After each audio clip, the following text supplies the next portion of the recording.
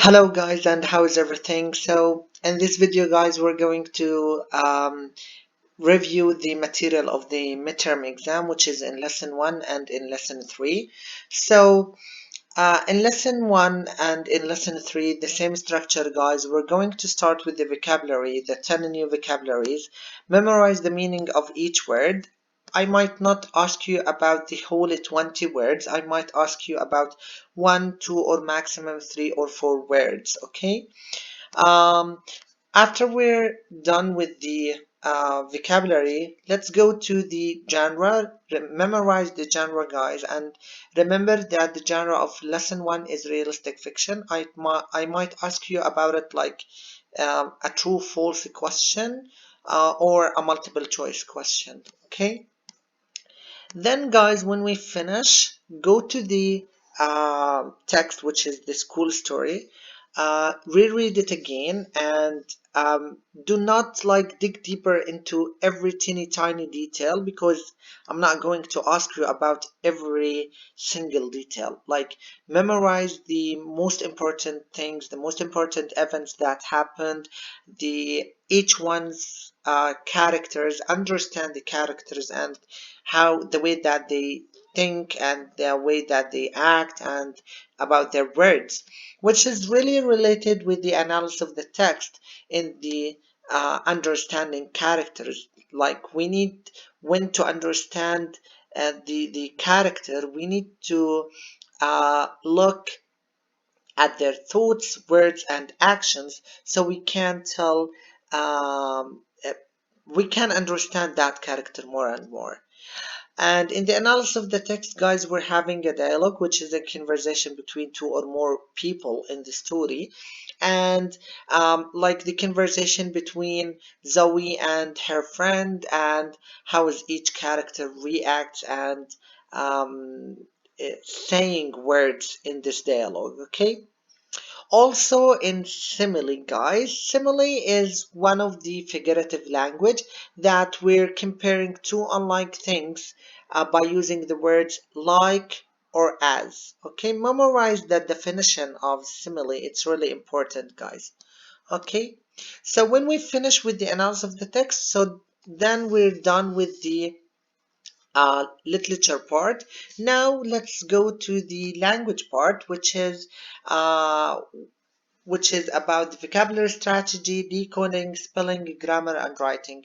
So in the vocabulary strategy, we're having prefixes this, ex, inter, and non. And here we're having the meaning of them, which is this and non means not, enter means between or among, X means out or beyond. So memorize the meaning of them because I might give you an unfamiliar word and tell you to and ask you to tell me the meaning of that unfamiliar word, which starts with one of these prefixes. Okay.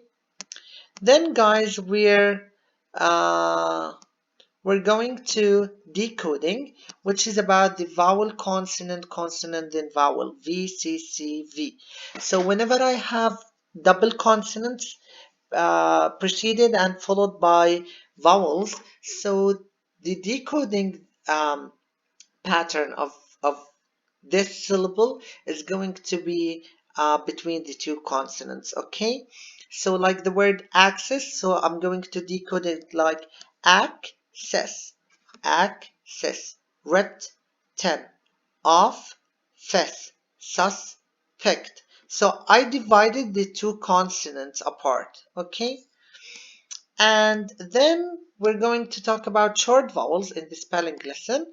Memorize every or each case that I have for going in order to have short vowel sounds. Like for example, um, like the short E. So I'm going to have it like in two cases. E as in expand, expand, so it's a short vowel sound. EA as in dreadful, dreadful, not a dreadful, it's a dreadful, okay? And so on, guys. Now let's jump to the grammar lesson, which is about complete sentences. How can I form a complete sentence? First of all, I need to memorize the meaning of a sentence, which is a group of words that tells or expresses a complete thought, and at least I must have a complete subject and a complete predicate.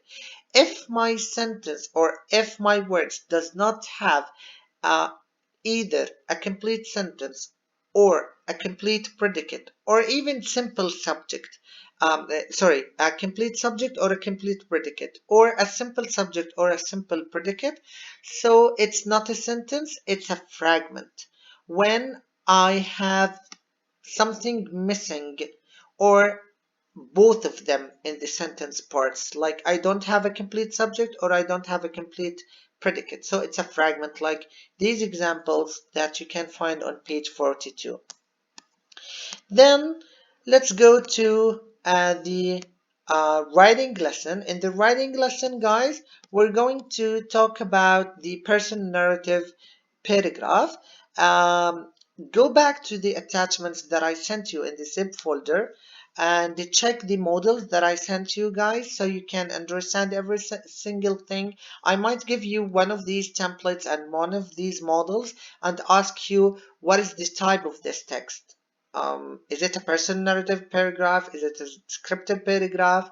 Is it a short story? Is it a poem? Is it, you know, or I might give you some arrows like related to the template or the model and ask you what does this arrow means or what does that arrow indicate, for example. Okay, so this is according to lesson 1.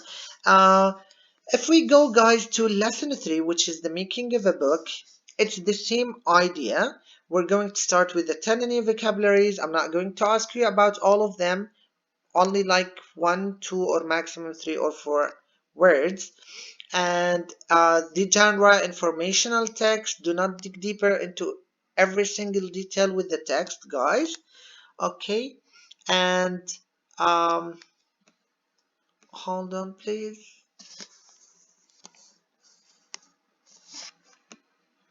Okay.